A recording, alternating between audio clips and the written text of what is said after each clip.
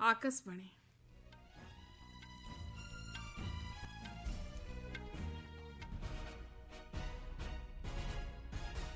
संवाद पढ़ुछंती प्रज्ञा परिमिता जेना।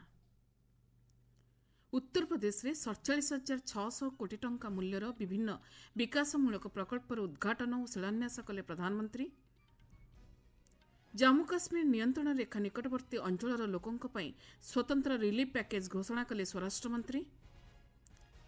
पाकिस्तान रे थिबा कुख्यात सन्त्रासवादी मानू भारत को हस्तांतर करने लगी प्रतिरक्षा मंत्री आह्वान। 2024-25 आर्थिक वर्ष में जीडीपी 6.5% वृद्धि पाइबा नहीं आकलन। एवं आईपीएल क्रिकेट रे आजिर मैच रे टॉस जीति बैटिंग करने को निष्पत्ति नेला मुंबई इंडियंस।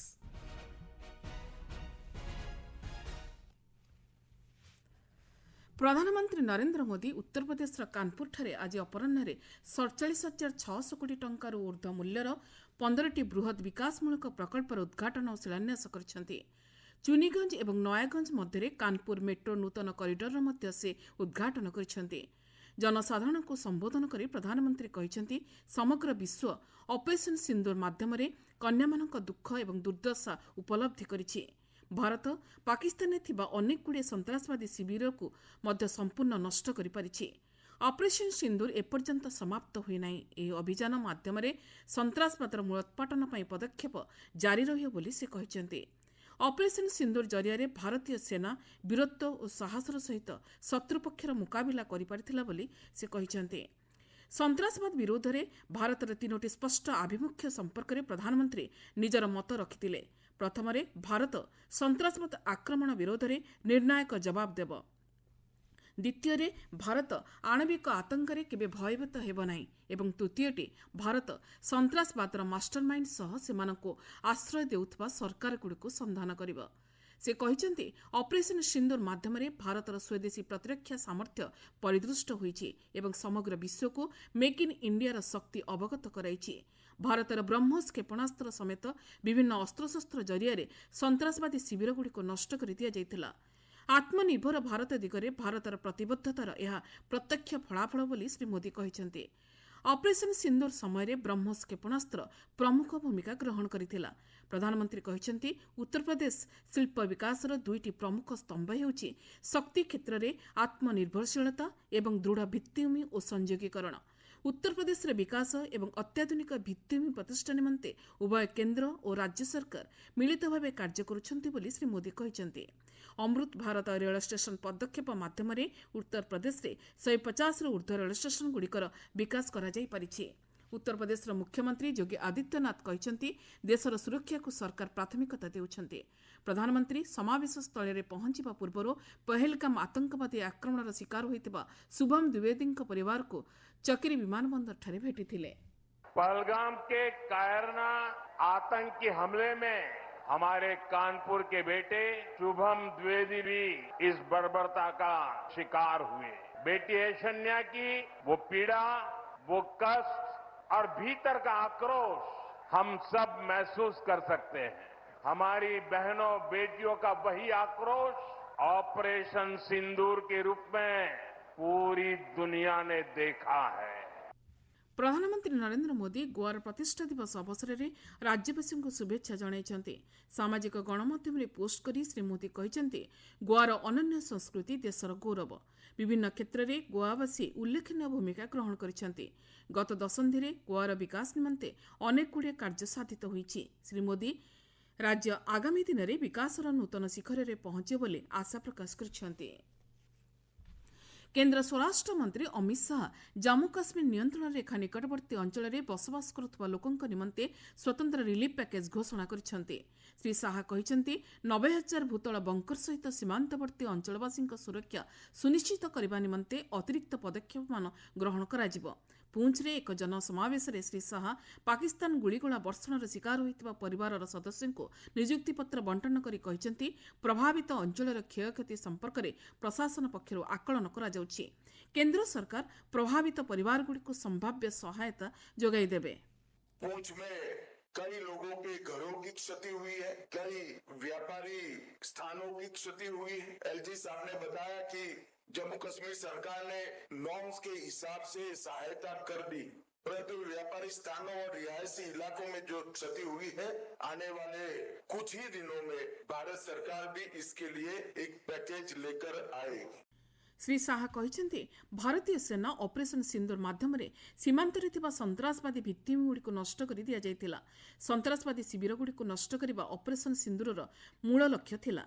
पाकिस्तान साधारण नागरिक किंबा सुरक्षा कर्मी उपरे आक्रमण करने यार लक्ष्य नथिला, किंतु पाकिस्तान यार जवाब रे जम्मू काश्मीर धार्मिक स्थली समेत जनबसती अंचल में आक्रमण करथिला। श्री शाह कहते जम्मू काश्मीर अंचल में विकास कार्य जारी रहिबो एवं सुरक्षा बाहिनी जवान माने संतरासवाद विरुद्ध रे तांकर कार्य अब्याहत रखिबे। आपण माने संवाद सुनिछन्ते आकाशवाणी रो। संतरासवाद विरोध में संग्राम करे नागरिक मानकु सुरक्षा जोगाई देबा दिगरे भारतर पदक्षेप को समग्र विश्व अवलोकन करिपारिछि बोली प्रतिरक्षा मंत्री राजनाथ सिंह कहते। से कहते पाकिस्तान माटी रे गढ़ी उठुतबा संतरासवाद शिविरगुड़िक मूलोत्पाटन करने लगी पाकिस्तान स्वयं कार्यानुष्ठान ग्रहण करने उचित। हाफिज साहिद एवं मसूद आजाद भली संतरासवादी को भारत को हस्तांतर करने लगी से आह्वान देइछन्ति। भारतर प्रथम स्वदेशी युद्ध विमान INS विक्रांतर अधिकारी मानक गोवाठारे उद्बोधन दे से यह कहते। ऑपरेशन सिंदूर एक सामरिक अभियान नुहे, यह भारतर संतरासवाद विरुद्ध रे सामूह्य आक्रमण बोली श्री सिंह कहते। से कहते पाकिस्तान माटी रे भारत विरोधी कार्यकलाप खोलाखोली भावे चली। भारत उभय सीमांत एवं समुद्र रे संतरासवाद विरोध ऑपरेशन जारी रखिबो। ऑपरेशन सिंदूर समय भारतर नौबाहिनी सेवा को श्री सिंह भूयसी प्रशंसा करछन्ते। सुप्रीमकोर्ट जून 15 तारिख रे जातीय योग्यता भित्तिक प्रवेशिका परीक्षा नीट द्वारा परिचालित स्नातकोत्तर PG परीक्षा 2टी सिटिंग बदल में गोटे सिटिंग रे करिया पई आज निर्देश दैछन्ते। जस्टिस विक्रमनाथ अध्यक्षतार अनुष्ठित खंडपीठ रे ए निर्देश दिया जायछि। स्नातकोत्तर प्रवेशिका परीक्षा रे स्वच्छता सुनिश्चित करबा लक्ष्य रे गोटे सिटिंग माध्यम रे परीक्षा परिचालन करबा निमंते कर्तृपक्षको निर्देश दिया जायछि। देशर मोट घरे उत्पाद GDP 2024-25 आर्थिक वर्ष में 6.5% वृद्धि पाइब बोली आकलन करा जायछि। सेहिपरि 2024-25 आर्थिक वर्षर प्रथम त्रैमासिक GDP 7.4% हेब बोली आकलन करा जायछि। परिसंख्यान एवं कार्यान्वयन मंत्रणालय पक्षरु 2024-25 आर्थिक वर्ष में GDP अभिवृद्धि हार 9.8% होइतिबा सूचना दिया जायछि। गत आर्थिक वर्ष में निर्माण क्षेत्र में द्रुत प्रगति जोगु आर्थिक स्थिति दृढ़ हो पारिथिला, फल अभिवृद्धि 9.4% वृद्धि पाइथिला। सेहिपरि 2024-25 आर्थिक वर्ष में प्रतिरक्षा, लोक प्रशासन और अन्य क्षेत्र में अभिवृद्धि 8.9% आकलन करा जायछि। अर्थनैतिक जमीजमा एवं पेशादार सेवा क्षेत्र में अभिवृद्धि 7.2% परिलक्षित होइछि। चलित आर्थिक वर्ष में GDP 187.97 लाख कोटी रे पहुंचवा लगी आकलन करा जायछि। इलेक्ट्रोनिक्स एवं सूचना और प्रजुक्ति विद्या मंत्री अश्विनी वैष्णव कहते भारत AI मिशन रे उल्लेखनीय प्रगति हासिल करिछि। नुआदिल्ली रे भारत AI मिशन, भारत रे AI निर्माण एवं भारत पाई AI निर्माण कार्यक्रम रे जोगदे श्री वैष्णव कहते प्रधानमंत्री नरेंद्र मोदी प्रजुक्ति विद्या क्षेत्र में स्पष्ट आभिमुख्य प्रदर्शन करिसेंति, जहाँकि मुष्टिमेय लोकंक पई प्रजुक्ति विद्या सीमित हेब नाही, समाजर सबु वर्गंक पई उपलब्ध हेबा उपरे प्रधानमंत्री गुरुत्व प्रदान करिसेंति। एही अवसर रे श्री वैष्णव AI कंप्यूटर सेवार द्वितीय पर्याय घोषणा करिसेंति। या जरिया स्टार्टअप गवेषक एवं छात्र छात्री मानक पई 16,000 ग्राफिक प्रोसेसिंग यूनिट JPU सुविधा उपलब्ध हेब। IPL T20 क्रिकेट सीरीज रे अल्प समय पर एलिमिनेटर पर्याय मैच रे गुजरात टाइटन्स एवं मुंबई इंडियंस मध्य न्यू चंडीगढ़ ठारे मैच अनुष्ठित हेब। टॉस जीति प्रथमे बैटिंग करने को मुंबई इंडियंस निष्पत्ति नेहिछि। ए मैच रो विजयी दल क्वालिफायर 2 को उन्नीत होई आसंता मास 1 तारिख रे पंजाब किंग्स को भेटिबो। मुख्य संवाद पुणी थरे। उत्तर प्रदेश में 47,600 कोटी टंका मूल्यर विभिन्न विकासमूलक प्रकल्पर उद्घाटन और शिलान्यास कले प्रधानमंत्री।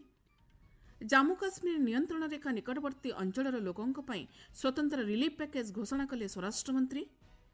पाकिस्तान रे थिबा कुख्यात सन्त्रासवादी मानकु भारत को हस्तांतर करने लगी प्रतिरक्षा मंत्री का आह्वान।